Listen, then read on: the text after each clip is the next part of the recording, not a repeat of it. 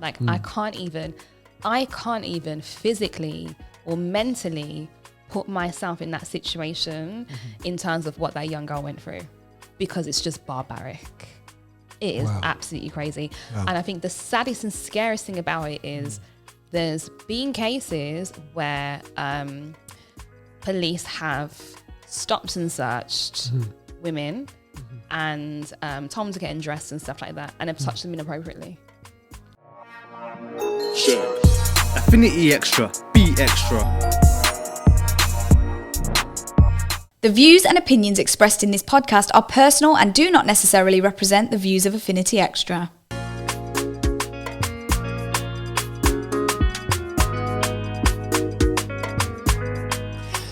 Yeah, people, another special AXNOW exclusive special all about the sisters. Oh, it's myself here and the lovely Jade. Hello. I did a real good accent there. Jade. That's probably a Brummie accent there. Yeah, I'm saying, yeah, come through there still anyway. So, yeah, how do you say Jade in London accent? Jade. we just talk normally. Normally. Jade, you right, Jade? We talk properly out here. You right, Jade? You right, you right, Jade? You right, Jade? Jade. Jada. It's because my mum's East London, so it's it's even worse, isn't it? Yeah. And then she moved to Essex. Oh, goodness. Yeah, so it's like Jade.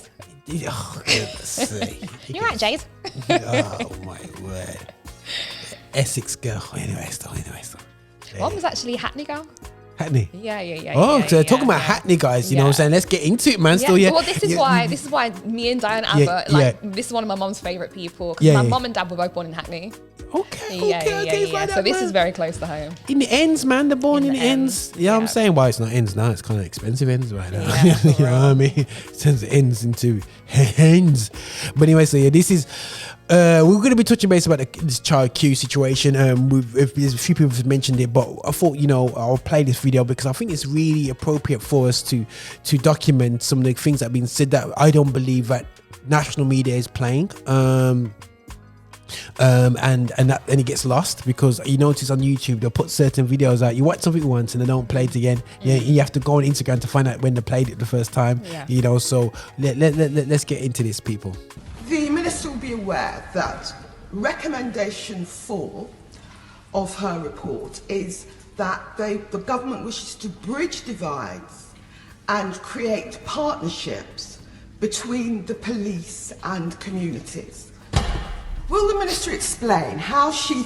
Sorry, the way she dashed the thing downstairs. Come on, Diane. She just said, listen. Yo, she's like, it's, when someone's ready to start, they just said, right, let me just take my shoes off, yeah. These things, let me take my hair grip, my pin out my head, you know what I'm saying? And let me get, look at that, she's like, it's...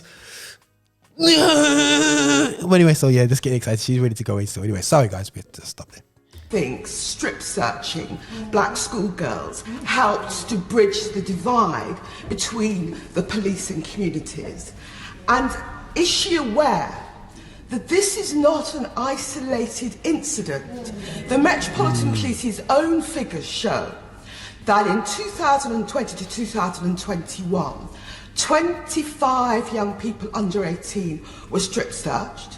Most of those were black or ethnic minorities, 60% were black, the rest were some kind of minority ethnic, and only 2 of those 25 children that were strip searched was actually white. Jeez. Is the Minister aware of how degrading this strip search was? It wasn't that she was just stripped naked. They made her part the cheeks of her bottom and cough. She was on her period. I could give more detail, but I don't want to distress people in this house. It was utterly degrading. She is still traumatized. I have to stress, they found no drugs. She's never been accused of taking drugs. How can the Minister sit there and tell this house that that had nothing to do with that young girl's race, that the figures I've quoted are not striking? And will she assure this house and the wider community that the government will take notice of whatever comes out of the reports into this and make sure that the Metropolitan Police and school teachers will not collude in this treatment of young schoolgirls again. Now, yourself as okay, the child Q situation, obviously, Diane's kind of like explaining from her perspective. How did you feel about hearing about the child Q situation? I was shocked. Just felt disgusted. I sat there and I thought, this is still going on in 2022. And the reason why it hits home for me though is because of the fact that when I went to university and did my dissertation, I did my dissertation on, ever since the Stephen Lawrence case, institutionalized racism within the UK, stop and search. Okay, stop and search. Okay, cool. So I spoke to people like Diane Abbott, I spoke to so many ministers, people like that, to get information, to basically create a dissertation where it's like, this is still apparent, it's still a thing. And despite all of these new rules and legislations that have come in place, the figures do not lie. And that was almost, 10, 11 years ago. So 10, 11 years ago, and we have not moved forward ever since I wrote my dissertation. This is crazy. Shit. And by the way, this happened 2 years ago. And we're just fighting about it now. You know what I mean? Okay, so when this, obviously people, you know, as a man, I got my opinion anyway, but as a female, you know, knowing that out of 25, only 2 are white, you know, and this is not to say that people, but that you know, look at the population of the area, probably it still doesn't warrant that. But how did you feel as a woman about how she got strip searched? You imagine yourself being at school, being 15 years old. Obviously, I suppose everyone tries to put people in their situation, but as a female, how would you? What goes through your head? I couldn't even comprehend. I'll be honest with you. Like I can't even physically or mentally put myself in that situation in terms of what that young girl went through, because it's just barbaric. It is absolutely crazy. Wow. And I think the saddest and scariest thing about it is. There's been cases where police have stopped and searched women and told them to get undressed and stuff like that, and have touched them inappropriately. And these are cases that people don't speak about. And this is why I feel like it is very, very scary that this even happened, because these things happen on a regular basis, but people aren't coming out and talking about it, or if they're coming out and talking about it, it gets dismissed, or there's not enough evidence. And it is absolutely crazy. Like, this should not be happening. We shouldn't even be having this conversation right now on air in 2022. So, you know, if yes, this is absolutely it is, you know, as it says, you know, this happens, and I think that I really don't want people thinking that this is a one-off. Yeah, I mean, one-off is disgusting in itself. Like George Floyd, it's not a one-off. It has happened. You know what I mean? And the scary thing is, as black people, we're like this. Oh goodness sake! We actually reported one. One got through. So, say if you're the child or the mother of the child, or you know, I say mother because you know, mums, you know, obviously dads just get confused over these things still. How would you feel about, you know, it's taking 2 years and the staff members at the school and the police are still working in the same job? Yeah, no. Is it too wicked to say they should be sacked? No, it's not. Who would you say? I have my opinion about who should get sacked. Who would you say who should be sacked? The police or the teachers, or both? Police should have been given indefinite leave whilst this case was under investigation. 100%. That should have been something that got put into place. The teachers who were aware, or not even aware, the teachers who allowed... contacted the police and bring them in. But this is the thing. Because the police had to be contacted. So the police had to be contacted. However, I do feel like it depends on whether the teacher was like, no, hold on a second, it doesn't need to go this far. Do you get what I'm trying to have a conversation? If the teacher allowed it and was like, the police like, this is what we have to do, I would have been like, I need to speak to the head teacher or whatever the case is, because I can't allow this to happen on the school premise. You know what I mean? All these things would be going through my head at that moment in time. So as a teacher, if you've then kind of enabled it as well, you should go. Wow. And because how old was she at the time? 15. 15, there you go, 15, and you're telling a 15-year-old that she has to strip off everything, and as Diane said, like part her cheeks while she was meant. Are you crazy? And without calling the parents now, it's one of the ones where if I was her mum, I don't know how I would have acted for. I would have lost my head. I think I would have lost my absolute mind. And I am such a calm person. Like, one thing about me, everybody would tell you, I have really high tolerance levels. Like, No. And guys, listen, everybody knows I've said my opinion about the Will Smith situation. I You know what I'm have. saying? And I think there's a few situations which I'm a very, very, very, very, almost like, I look at Will Smith's situation, I'm like, yo, dude, why are you trying to slap the person down over that? But this sort of situation, yeah. I'm I'll be a like tolerant this. person. Where's my burner phone? Cause that whole long talk there, I haven't dashed the phone away, and then you say, yo, I'm like, somebody better give me Deshane's number. listen, Sully, Deshane, yo, where are you? Like, call Jack as well. listen, films, you think of all the dark films, man, the words. What burner phones? What's that, man? Get that duck, yeah. I'm calling everybody from Top Boy. I'm like, listen, not acting today. This is real life. This is real life. Just tell them a story. Says, yo, man, tool up, Reggie, tool up. No, honestly, No. as a mom, Yeah. I would have It's not- lost my absolute mind. Now, Mind. this is what I love from the video film perspective. I see from Americans' perspective, for what I see in America, that they've got in the habit of tooling up community-wise against stupidness like this when it gets out. Yeah. And for the first time in the UK, and I've warned people about this, but the racism thing hasn't gone away in the UK. It's still here, and be like, yeah, whatever. But the problem is, what I didn't realize is that when it comes up, white and black, and this is what I'm warning people, white and black and people, when they both see the case black and white, everyone's human.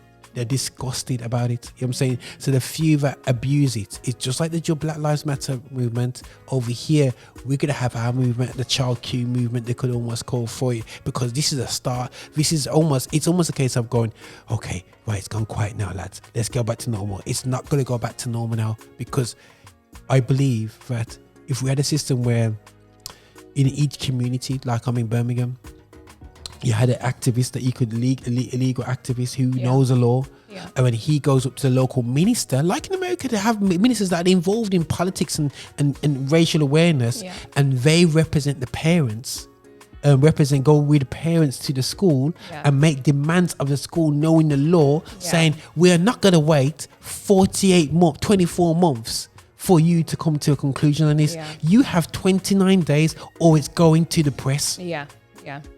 But we don't make these demands over here. Are we just too soft? I don't think it's that. I think it's Okay, go we on. don't necessarily have the people who are willing Wow. to. It's true. We don't necessarily have the people Wow. who are willing to be like, okay, hold on a second. I've seen this case, or I'm hearing about this, or whatever. I'm going to take this on as pro bono. Like, I'm going to sort this out, speak to this person. We don't necessarily have the people. Maybe we do. No. It's a real talk, It's No, but because, as in, maybe because- we have. Maybe we have some people. We don't have a lot. Like, we don't. And the thing is now, and maybe this is the beauty of maybe in America they have a bit more affluency and more generational wealth situation going on, because it's almost the children that are of maybe activists may have a better footstool to maybe do pro bono work for their community, because they've got a bit more room. But our guys are more. But there are affluent guys who could easily do this. But I think we just don't have a lot of people. But they're there, America's a bigger place as well. No, it's a bigger place. So, but there's more people as well, Yeah. But the reality show is, guys, and I would have to have my appeal out, because I do know the generation before me, you guys did bits. You were born, especially the ones that are born in here in the 50s and the 60s. You guys have done amazing stuff. You know what I'm saying? Yeah, it's true. You guys have probably even been more successful from my generation that was born in the 70s. I feel like you've gone through even the harder times and you took it on. And you've got yourself into places where you're the only black person in there. Yeah, it's true. You know what I'm saying? You know, Yeah. now Still to this day as well. yeah, sometimes. no. But for me, guys, yeah, my shout out to you is this. You know what I mean? And I appreciate likes of Diane Abbott, servant for the area, and she's doing it. Yeah. She keeps on getting voting. Sister, nothing but love. Yeah. You know what I'm saying? You know what I mean? But the reality show is, guys, have we got enough Diane Abbotts of that generation? No, we don't. Of course, we don't. And my challenge is, really and truly, I'm not looking at white people, you know. White people, yo, just sit down, just hold your corner, man. You know what I'm saying? Well, you mean? I'm talking to our kinfolk, our skin folk. You know what I'm saying? And this is not, you know what I mean? Are we stepping up in our skill set to help our community? Yeah. We get out the ghetto, but we never want to put anything back in. So this might be a bit of a sweeping statement. I know some Go people on, don't son. like sweeping statements. Yeah. However, at the same time, what I was going to I like say, say it again. I like them. Sweep away, you know, sweep up the mess. From what I can see with my generation, especially, I'm always on LinkedIn. I'm on LinkedIn 24/7. Yeah. It's very much about how can we make money, get to a certain place of wealth, and just do well for ourselves. So it's about career progression and life progression. So it's not necessarily about, okay, cool, I want to do this because I want to give back to the community. It's very much like, all right, cool, so I want to become a senior manager and I want to earn 70K. So I need to make sure I do this and I do that and I do. That's what it's become about, I feel like, for my generation, 100%. And a lot of people that I go to school, it's very much like, how can I reach the pinnacle of my career? How can I? So it becomes more about me rather than community. And this is the problem. This is what we're missing. But at the same time, social media feeds into that. Like when you're on social media and you see somebody buy a brand new spanking car and they've just got you know, a bonus and all this stuff, and it's looking at different lifestyles that you think to yourself, this is what I want, this is what I want to achieve. You then don't think about community, you think about you. And this is where we've got to, unfortunately. Yeah, man. No, definitely, sister. Definitely agree with that, man. It's our community is like, oh, goodness sake. It's really, we need to step up now. We haven't got no choice, and this is what we're doing here on Affinity Extra. We're challenging, and I think that people sometimes get Roger like, yo, Roger, you're so cussing off everybody else about, you know, how we look at this. But this child Q situation and the reflective process, I've done a talk with Rico as well, saying that, you know what I mean, why we always want people to help us? Can we help ourselves? Yeah.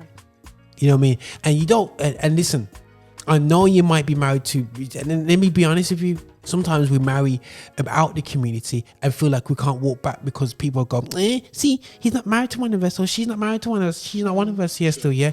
Forget them guys, yeah? Listen, you know what your blood is, you know who you are, you know what I'm saying? And you know your people. You choose who you choose because of their circle. I get it. You know what I'm saying? But at the end of the day, so yeah, guys, maybe everyone will get it. And sometimes we just run away from a community because we feel like we've been rejected from it. You know what I'm saying? You know, or, you know, they don't know my language and they don't understand these higher earnings. You know what I mean? But we need your help. You know what I'm saying? Because too many young black boys, all they know is Top Boy. And that's real talk. And they'll try to live it every single day. We're losing our black boys. I see it every day to that mentality. Girls, drugs, and that's it. And death, prison, death. That's all they know. You know what I'm saying? Yeah. And going back to Child Q, yes, we rallied the people. We spoke about it on the station. Different people.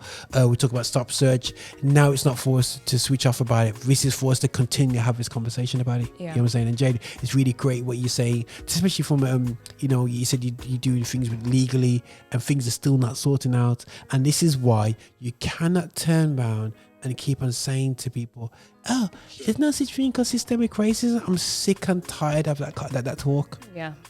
It's all over there. Remember that report that came out just after last year saying there's no systemic racism? It's just like, Oh, yeah, guys, stop mugging man's off. And when our own black people are there talking in the posh accents going, oh, it's not as bad as it was in the 50s.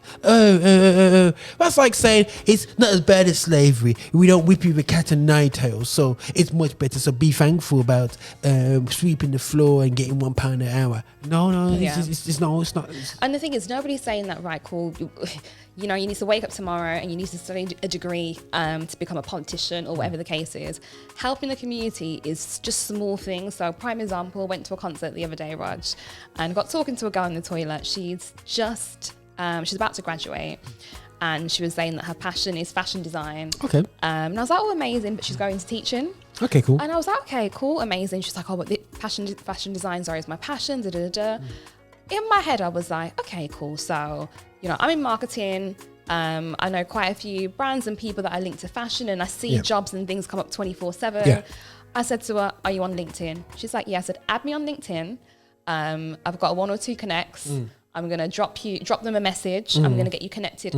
And this is what I'm saying in terms of helping the community doesn't mean that you have to become a politician or become a lawyer, but if there's something that you could potentially have, or if you have a connect or something like that another black person can benefit from, be that door, be that gateway, be that chance for them to be like, okay, cool, so this could be possible. Don't just sit there and think to yourself, oh yeah, I know a person that does fashion design. Oh yeah, good, well, all the best. Nah. No. Try and open doors for other people if you have the opportunity to do so. Yeah. So there's so many ways that you can go about helping the community. Just think about what skill set you have, what tools you have, what contacts, networks you have, and then just do it that way. Like, it's not hard. She said it. On that note, I think that's a great conclusion to the show, and we just need to come together as a community, guys. I think that's a shout out for this special today, real. Man. You know, and it's just disgusting what happened, and this cannot happen again. You know what I'm saying? And we want to put the fear of, as the word will say, fear of God in everybody who even thinks that they can get away with this now. Simple thing is, it doesn't happen to, and we're not saying it should happen to other races. We say it shouldn't happen at all. Yeah. Disgusting. Alright then. Listen, this is Roger and Affinity Xtra alongside Jay, man. Nothing but love, and this is the saga, the disgraceful situation that we have with Child Q, and we just want to say, as a station, we'll be forever fighting these cases. And if you do have something which no one's listening to you about, feel no way. Shout us out. We're here as a platform which is here to support our community and the people who feel you have no voice. We're here to be your voice. Yeah, 100%. Yeah, man. All right, then. Nothing but love, people.